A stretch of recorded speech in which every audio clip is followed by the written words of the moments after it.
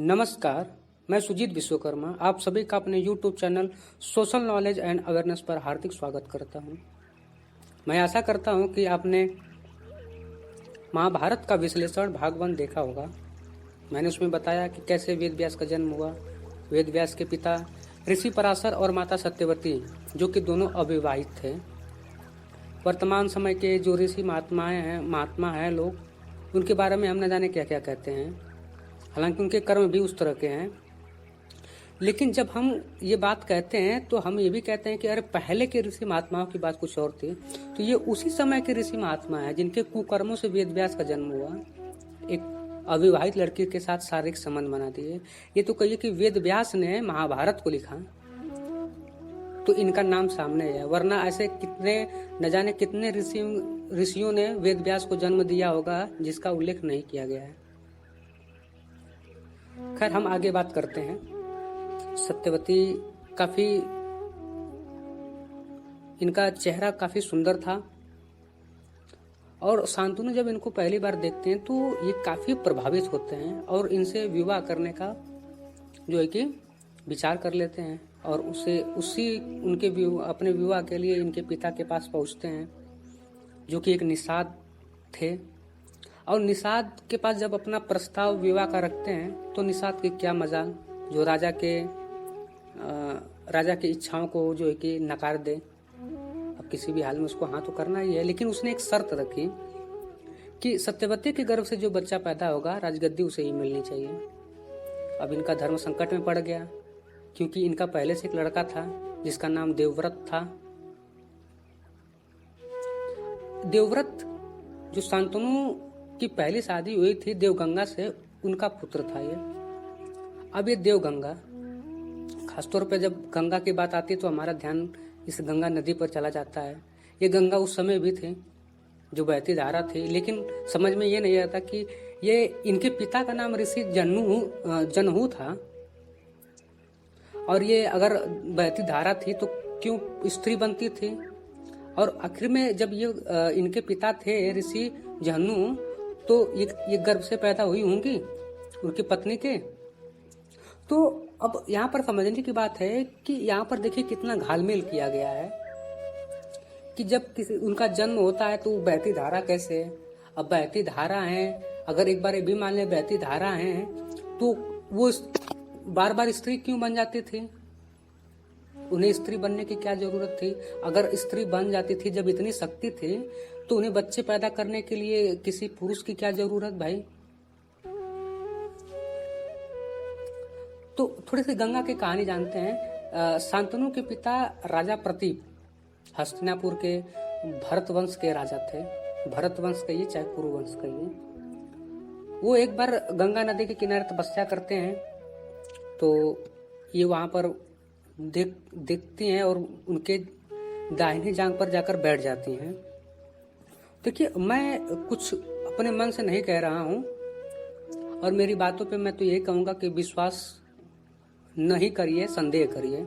मेरी बातों पर विश्वास नहीं बल्कि विचार कीजिए और इसका विश्लेषण कीजिए और हो सके तो तथ्यों की जांच भी कीजिए।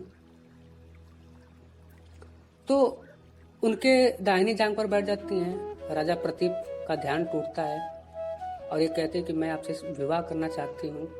वो कहते हैं कि हे कन्या, दाहिने जांघ पर तो या तो पुत्री या तो पुत्रवधू का स्थान होता है, अतः मैं आपसे विवाह नहीं कर सकता हूँ। हाँ, मैं आपको पुत्रवधू के रूप में जरूर स्वीकार कर लूंगा। अब देखिए कि जब प्रतीप से ये शादी की बात हो रही है तो उनकी उम्र कितनी रही होगी गंगा की। अब उनके बच्चे होते हैं शांतनु और शांतनु से इनकी शादी हो रही है, तो क्या ये बेमेल विवाह नहीं था? दूसरी चीज, अब वो शर्त के साथ शादी होती है कि गंगा जो भी काम करेंगी उसमें शांतनु कोई हस्तक्षेप नहीं करेंगे। शादी हो जाती है। इनके 7 पुत्र होते हैं और गंगा नदी में जाकर बहा देती हैं। यहाँ पर देखिए, गंगा ने गंगा नदी में बहाया 7 पुत्रों को, दिखाया भी जाता है महाभारत में। लेकिन 8वें पुत्र को जब बहाने जाती हैं तो उनसे रहा नहीं जाता है और उन्हें बचा लेते हैं। उन्हीं का नाम था देवव्रत, जो बाद में भीष्म के नाम से जाने जाते हैं। तो यहाँ पर वो अब जब वहाँ से लौट कर आते हैं तो काफ़ी खोए खोए से रहते हैं। और भीष्म ने देवव्रत ने प्रश्न पूछा, पिताजी इतना चिंतित क्यों हैं? तो वो अपना भाई अब कहना तो पड़ेगा ही, कहे। तो अब देखिए यहाँ पर इनकी प्रशंसा जितनी ही की जाए उतना ही कम है देवव्रत की, क्योंकि इसने प्रतिज्ञा की कि पिताजी ऐसी बात है तो मैं आपको वचन देता हूँ, न ही मैं शादी करूँगा और न ही मैं कभी राजगद्दी पे बैठने की इच्छा व्यक्त करूँगा।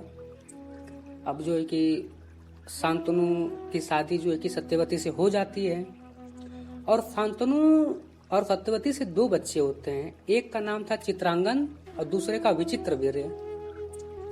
इनके बचपन में ही जो है कि ये मारे जाते हैं। अब ये मारे जाते हैं या इनकी मृत्यु हो जाती है, और चित्रांगन भी गांधार के युद्ध में मारा जाता है। अब बचा विचित्रवीर्य, और विचित्रवीर्य जब बचता है, अब इसे जो है कि गद्दी पर बैठा दिया गया। अब इनकी शादी करानी जरूरी थी, और शादी कराने के लिए भीष्म जो है कि 3 महिलाओं का अपहरण करके लाते हैं।